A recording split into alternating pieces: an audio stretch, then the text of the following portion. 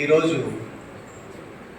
అంటే నా మెమోరియల్కి మళ్ళీ నేను మీ ప్లేస్లో కూర్చున్నట్టుంది. అలా ఆ రోజులు గుర్తుకొస్తున్నాయి నాకు. అలాగే మా డ్రిల్ మాస్టర్ గుర్తుకొచ్చారు. ఆయన విజిల్కి ఒక నైలాన్ రోప్ ఉండేది మేము చదువుకున్నప్పుడు. ఆ నైలాన్ రోప్తో తన్నులు తిన్నాం, దెబ్బలు తిన్నాం. అంటే గ్రౌండ్లో లేట్గా వచ్చినా, క్లాస్ లేట్గా వచ్చినా, లేదా ఇరెగ్యులర్గా బిహేవ్ చేసిన ఆ నైలాన్ రోప్ నాకు గుర్తిప్పటికేడు. సో జీవితంలో భయపడేది ఫస్ట్ తల్లిదండ్రులు, సెకండ్ మన గురువులు, ఎవరైతే విద్య నేర్పుతారో ఆ గురువులు, ఫైనల్గా భగవంతుడు. ఈ ముగ్గురితోనే భయపడతారు. ఎవరితోనే ఇక భయపడాల్సిన పని లేదు. ధైర్యంగా బతకాల్సిన అవసరం అయితే ఉంది. అయితే ఈరోజు అంటే ఇందులో 10th class all 10th class. So మీరందరూ 10th క్లాస్ కాబట్టి మనకు అంటే నేను గర్వంగా ఫీల్ అయ్యేది ఏంటంటే ఒక గవర్నమెంట్ స్కూల్కి నేను రాగలిగాను. ఒక గవర్నమెంట్ స్కూల్లో నేను నా భావాలు మీతో పంచుకునే అవకాశం మీ హెచ్ఎం గారు శ్రీనివాస్ గారు నాకు కల్పించారు. నేను అదే ప్రైవేట్ స్కూల్కి వెళ్తే నేను అలా ఫీల్ అవ్వను, కొద్దిగా ఎమోషనల్గా కూడా ఫీల్ అవుతున్నాను. నేను ప్రైవేట్ స్కూల్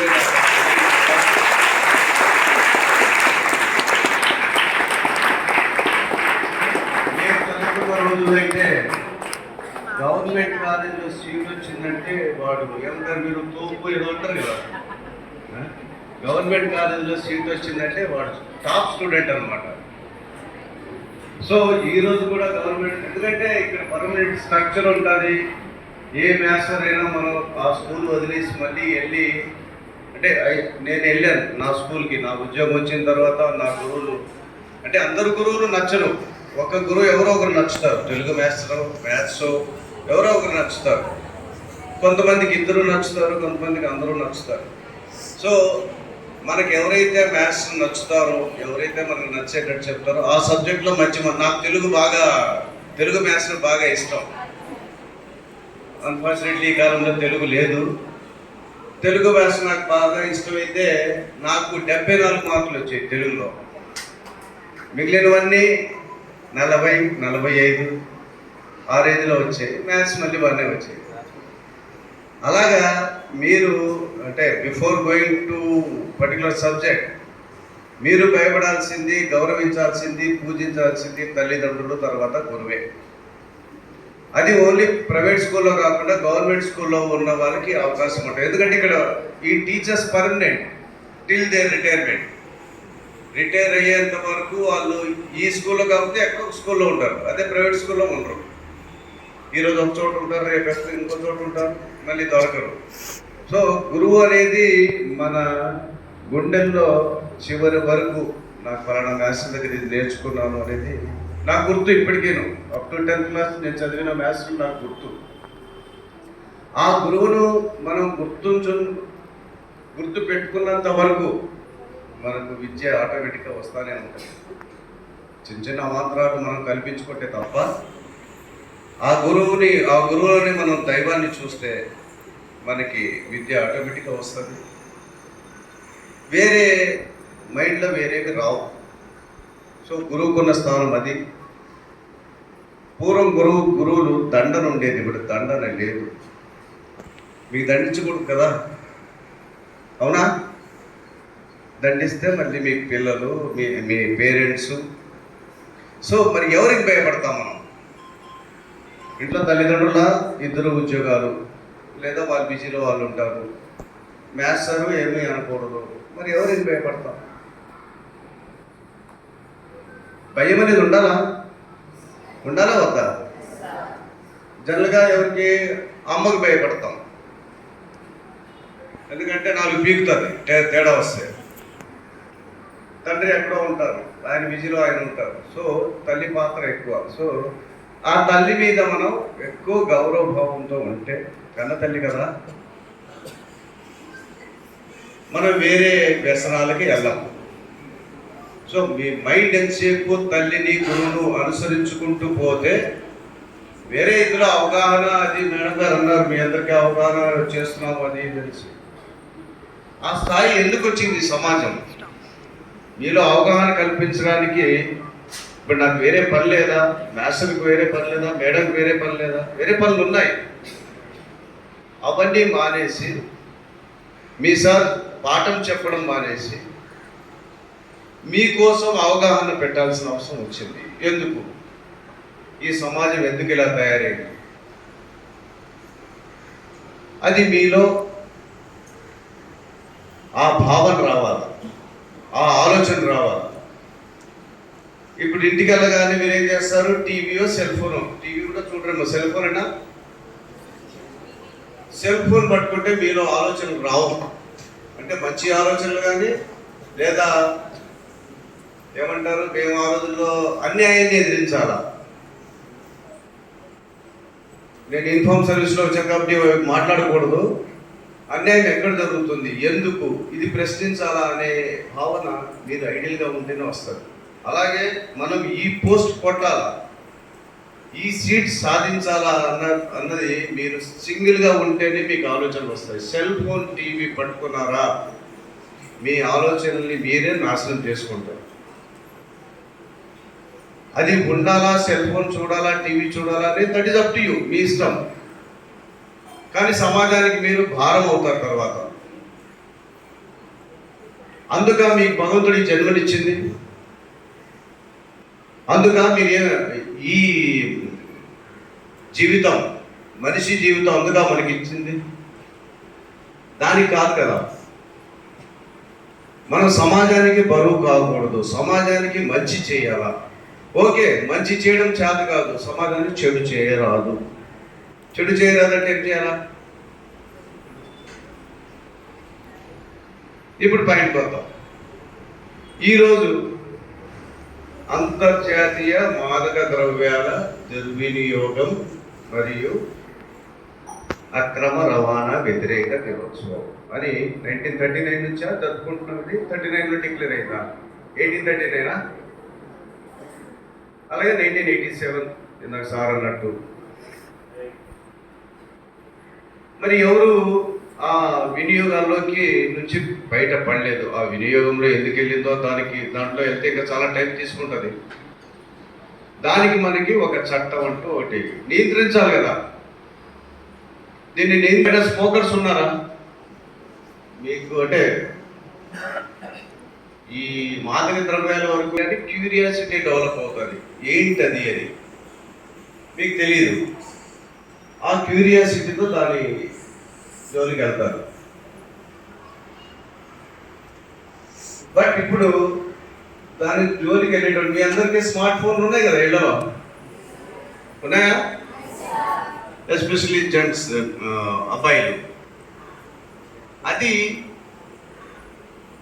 మన బాడీకి అవసరమా? సిగరెట్ ఈ దేహానికి అవసరమా? ఏది అవసరం దేహానికి? ఏది అవసరం?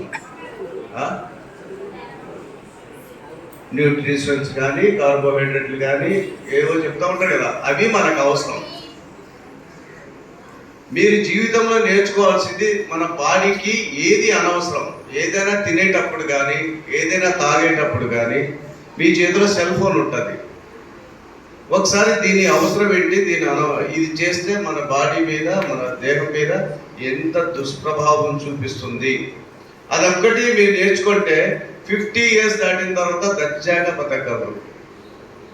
లేకపోతే 50 years దాటిన తర్వాత రోగాల బారిన పడడం, సంపాదించిందంతా డాక్టర్లకి ఇవ్వడం అదొక ఎత్తు, లేదా మనోవేదంతో గవర్నమెంట్ హాస్పిటల్లో పడిపోవడం.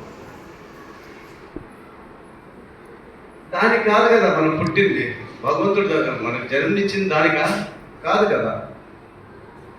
మనం ఆరోగ్యంగా బతకాలి. ఆరోగ్యంగా బతికితే నీకు శక్తి ఉంటుంది. ఆ శక్తితో నువ్వు ఏమైనా చేయగలవు. నీ చుట్టూ ఉన్న సమాజాన్ని, నీ తల్లిదండ్రుల్ని, నీ అన్నదమ్ముల్ని అందరినీ బాగు చేయగలవు. అది కాకుండా మీరు ఈ మాదక ద్రవ్యాల జోలికి,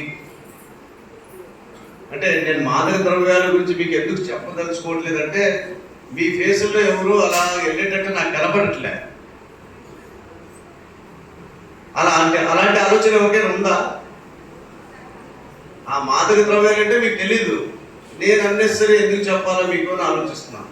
ఎందుకంటే మీకు మీ కేసులో ఎవరికి అలా కనపడట్లే. ఓకే, దాని జోలికి వెళ్తారా లేదా అనేది సెకండరీ. ఇప్పుడు అబ్దుల్ కలాం గారు తెలుసా మీ అందరికీ? తెలుసా? ఆయన పేరు ఎందుకు చెప్పుకుంటున్నా ఇప్పుడు? వారి పేరు ఎందుకు చెప్పుకుంటున్నాం, ఎందుకు స్మరించుకుంటున్నాం? ఆయన ఒక శాస్త్రవేత్త. ఈ మిసైల్స్ అన్ని ఆయన ద్వారానే మన ఇండియాకి మంచి పేరు వచ్చింది, ఆయనే కనిపెట్టారు. అంతెందుకు, హార్ట్ ప్రాబ్లం వస్తుంది, స్టంట్స్ చేస్తారు. మరి మీ పొజిషన్ ఏంటి? ఓకే, మీరు ఎందుకు అంత సౌండ్ లేదు? ఇప్పుడు సమాజానికి ఉపయోగపడతారా, ఉపయోగపడరా? అది ఎందుకు గట్టిగా చెప్పలే?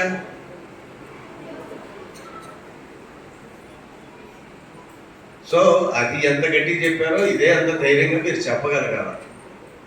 ఓకే, సమాజానికి ఉపయోగపడదు, మీ కుటుంబానికి ఉపయోగపడాలా వద్దా? ఇది కరెక్ట్, ఇది ఓకే, ఈ సౌండ్ బాగుంది. సో మీ కుటుంబానికి మీరు ఉపయోగపడాలంటే మంచి స్థాయికి ఎదగాలి. అంటే ఇప్పుడు మీరు 10th అవుతుంది, ఇంటర్ అంటే నాకు తెలిసి ఏదో ఐఐటి కాన్సెప్ట్ స్కూల్ అంటారు, రకరకాల కాలేజీలు అంటారు. చదివేవాడు ఎక్కడైనా చదువుతాడు. అది గవర్నమెంట్ స్కూల్ అవని, పెద్ద తోపు ప్రైవేట్ కాలేజ్ అవని, ఏ కాలేజీ లేకపోయినా కూడా చదివేవాడి మైండ్లో ఉందంటే వాడు చదువుతూనే ఉంటాడు. అలా మీరు చదువుకుంటూ పోయి మీరు భారం అవ్వకండి. ప్రైవేట్ కాలేజీలో ఫీజులు కట్టాలంటే కట్టగలరా? మీ పేరెంట్స్ కట్టలేరు కదా. అక్కడైనా అదే మాస్టర్లు, ఇక్కడైనా ఇదే మాస్టర్. చెప్పే విధానం ఒకటే, బట్ మీ మైండ్ మీరు రిసీవ్ చేసుకునే విధానమే మారుతుంది. కాబట్టి అలా వెళ్ళకుండా మీ కుటుంబానికి మంచి చేయాలంటే మీరు బాగా చదువుకోవాలా. ఈ బ్యాడ్ హ్యాబిట్స్ అన్నారు, బ్యాడ్ హ్యాబిట్స్ మీ శరీరానికి అవసరమో లేదో, మీ బాడీకి అవసరమో లేదో, మీ మెదడుకి అవసరమో లేదో, that is up to you. మన అవసరం లేనిది మనం తినము. ఇప్పుడు మీరంతా పిజ్జా బర్గర్లు అనేసి బల్కీగా తయారవుతున్నారు, అది అవసరమా? అది అవసరమా లేదా అనేది నీ చేతిలో సెల్ ఫోన్ ఉంది, అది కొట్టుకోండి, బాడీకి ఎంత అవసరమో ఏంటనేది. ఇప్పుడు మాకు మీకు తేడా ఏంటి? మీ చేతిలో సెల్ ఫోన్ వచ్చింది, మాకు ఆ రోజుల్లో ఎవరు చెప్పేవాళ్ళు లేరు, కానీ అమ్మ చెప్పేది అది తినకూడదు అని, లేకపోతే నలుగుతాను నేను. ఇప్పుడు మీకు ఎవరు చెప్పకపోయినా బ్యాడ్ ఏంటి గుడ్ ఏంటి మీకు సెల్ ఫోన్ చెప్పేస్తుంది. సపోజ్ ఎన్డీపీఎస్ యాక్ట్ 1986 అది కొట్టండి, మీకు తెలిసిపోతుంది. దాంట్లో ఈ మాదక ద్రవ్యాలు వాడితే చదవండి, అది అవసరం. మీకు అర్థం కాకపోయినా చదవండి. చట్టాలు ఇందాక మేడం గారు అన్నారు, చట్టాలు తయారయ్యాయి అనేసి. ఈ చట్టాలు మనల్ని శిక్షించడానికి కాదు, ఫస్ట్ ఈ వ్యతిరేక ధోరణిలో వెళ్లకుండా ఉండడానికి. చట్టాలు ఎంతవరకు కాపాడతాయి? మనల్ని మనం కాపాడుకోవాలి. ఫస్ట్ నువ్వు ఈ ఆరోగ్యాన్ని పాడు చేసుకోకుండా ఉండు. ఈ సిగరెట్లు కానీ, బీడీలు కానీ, తర్వాత ఈ పొగాకు కానీ అలాంటి జోలికి వెళ్ళొద్దు, ఎట్టి పరిస్థితుల్లో వెళ్ళొద్దు. ఏమవుతుంది? ఇప్పుడు మీరందరూ చాలా అందంగా ఉన్నారు, అమ్మాయిలు కానీ అబ్బాయిలు కానీ. ఫస్ట్ అందం పోతుంది, మీ అందం పోతుంది, పళ్ళు పోతాయి, లోపల కులిపోతూ ఉంటుంది, అది వేరే విషయం. ఫస్ట్ మీ పళ్ళు పోతాయి. బ్రష్ చేస్తే ఇది థిన్ అయిపోయి బ్రష్ బయటకు వచ్చేస్తుంది. అంటే పొగాకు ప్రోడక్ట్స్ ఏమైనా తింటే, అలాగే స్మోకింగ్ కూడా ఈ లేయర్ అంతా లోపల లేయర్ పోయి బ్రష్ చేస్తే ఇలా బయటకు వచ్చేస్తుంది. మీకు భగవంతుడు మీ తల్లిదండ్రులు ఇచ్చిన అందం పోతుంది, అందవిహీనంగా తయారవుతాడు, ఎస్పెషలీ అబ్బాయిలు. మరి అందవిహీనంగా తయారైతే నువ్వు వెంటే ఎంత పోతే ఎంత? నీ బాడీలో ఏ పార్ట్ పనిచేయవు. మేము కొన్ని ఏరియాల్లో చూసాం, వ్యసనాల బారిన పడిన వాళ్ళు చాలామంది అమ్మాయిలకి వాళ్ళ భర్తలు లేరు. 35-40 ఇయర్స్ ఉంటే భర్తలు చనిపోయారు. మరి ఎందుకు నువ్వు పుట్టి భార్యను వదిలేసి నువ్వు చనిపోయావు వేరే వ్యసనాలతో, భార్య పిల్లల్ని? మరి ఎందుకు నీ పుట్టుక? కాబట్టి నేను మా డిపార్ట్మెంట్ తరఫున, అలాగే మీ అందరికంటే నేను ఏజ్ అబౌట్ 59, నేను మీ తండ్రి పాత్ర ఉండొచ్చు, ఒక పెద్ద మనిషిగా మీకు చెప్పేది ఏంటంటే దయచేసి అలాంటి జోలికి వెళ్ళకండి. ఇది నేను చెప్పేది మీ మైండ్లో మారు మోగుతూనే ఉండాలి. మీరు అలా దాని జోలికి వెళ్ళినంత వరకు మీకు మంచి ఉద్యోగం అయితే వస్తుంది మ్యాక్సిమం. ఇప్పుడు కాంపిటేటివ్ స్పిరిట్లో కొత్త కుర్రాళ్ళు వచ్చారు మా డిపార్ట్మెంట్లో. మీరు 6th క్లాస్లో ఏది చదివారో మీరు అదేనా రాసి వచ్చారు. 6th, 7th, 8th, 9th, 10th. ఇప్పుడు మీరు చదివేసి ఇంటర్మీడియట్కి వెళ్ళిపోతారు, దీని జోలికి వెళ్ళరు. కానీ ఇంజనీరింగ్ అయిన తర్వాత మళ్ళీ మీరు ఏదైనా కాంపిటేటివ్ ఎగ్జామ్ రాయాలి అంటే, ప్రిపేర్ అవ్వాలంటే మళ్ళీ 6th క్లాస్ 7th నుంచి స్టార్ట్ చేయాలి ఆ books. 7th, 8th, 9th, 10th, 11th, 12th మళ్ళీ చదవాలి. కాబట్టి మీరు ఇప్పటి నుంచే ఆ చదివింది అలాగ మళ్ళీ మననం చేసుకుంటూ, మెమరైజ్ చేసుకుంటూ నెక్స్ట్ హైయర్ లెవెల్ స్టడీస్కి వెళ్ళండి. So on behalf of our department and me principal గారికి నేను ఈరోజు పిలిచినందుకు కృతజ్ఞతలు తెలియజేసుకుంటూ, మీరందరూ ఎస్పెషల్లీ బాయ్స్ ప్రామిస్ చేస్తారా? ఏమని ప్రామిస్ చేస్తారు? We will not indulge in bad habits. అవన్నీ టీవీల్లోనూ సినిమాల్లోనూ చూడడానికి బాగానే ఉంటుంది, కానీ అది సినిమా. అది వాడు యాక్ట్ చేస్తే వాడికి డబ్బులు ఇస్తారు. అలాంటి హ్యాబిట్స్ మనం వెళ్ళామనుకోండి చాలా ఇబ్బంది పడతాం. కాబట్టి దయచేసి, అంటే మీకు కేసులు చట్టాలు అవన్నీ చెప్పి భయపెట్టి దంచుకోలేదు. ఎవరు తప్పు చేస్తే వాళ్ళు జైలుకి వెళ్తారు, అందులో మనం ఉండకూడదు. అదొక్కటే. సో ఈ ప్రోగ్రాంకి పిలిచిన ఈ గవర్నమెంట్ స్కూల్ ప్రిన్సిపల్ గారికి, వారి యాజమాన్యానికి, తర్వాత నాతోటి ఎల్ఎన్టీ, అంటే ఈ మంచి హాల్ వాళ్ళే కట్టించినట్టున్నారు వాళ్ళేనా. సో ఎంత పీస్ఫుల్గా మీరు కూర్చొని ఏర్పాటు కూడా వారికి కలిగజేసినందుకు వాళ్ళు కూడా మా డిపార్ట్మెంట్ తరఫున కృతజ్ఞతలు తెలియజేసుకుంటూ ఈ అవకాశం ఇచ్చిన ప్రిన్సిపాల్ గారికి, తర్వాత నాది ఓపికతో విన్నందుకు థ్యాంక్ యూ సార్.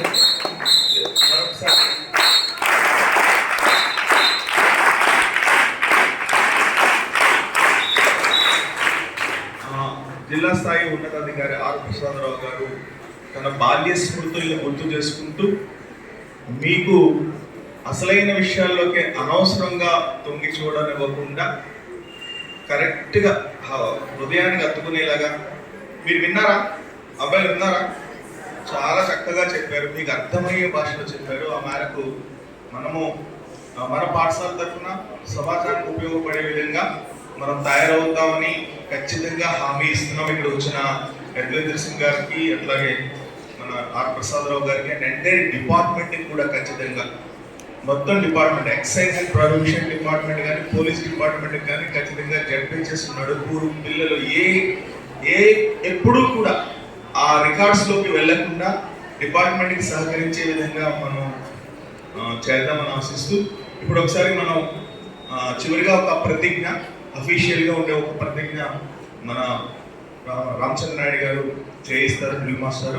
ప్రతిజ్ఞ అయిపోయిన తర్వాత గెస్ట్లు అందరూ అలా వెళ్తారు, తర్వాత అప్పుడు మీరు క్లాస్లోకి వెళ్తారు కానీ. So would anyone like to speak for 1 minute or 2 minutes after this? అయిపోయిన తర్వాత అందరూ మాట్లాడారు, ఎవరైనా 1 నిమిషం మాట్లాడతారా? ఎందుకు వచ్చాము, ఏం చేయబోతున్నాం అన్నది. ఇంకా మిమ్మల్ని ఎవరో పెంచు మానే అని దండం పెట్టి మరీ చెప్పమని చెప్పారు. మీకు అందరికీ తెలుస్తుంది, అంతా కూడా చేస్తున్నారు. ఎవరైనా అలాగా అలవాటు ఉంటేనే, లేకపోతే కాదే. మీ తల్లిదండ్రులకు పొరపాటున అలా ఉంటాయి. మేడం తర్వాత వచ్చి చాలా నేర్చుకుంటాను, ఎందుకంటే మన చెడు అలవాట్లకు ఎలా దూరంగా ఉండాలి, ఇటువంటి చాలా విషయాలు నేర్చుకున్నాను.